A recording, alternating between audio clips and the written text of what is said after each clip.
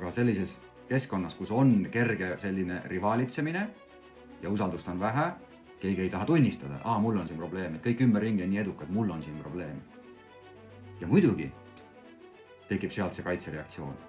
Ning probleemiks on see, et tihtilugu juhid ise veavad tegelikult seda eest. Sest kui sa mõtled näiteks, millal oli viimane kord, kui juht viimast korda sinu käest näiteks tagasisidet küsis, mitte niivõrd oma tulemustele, aga kuidas tal juhina selles rollis näiteks läheb.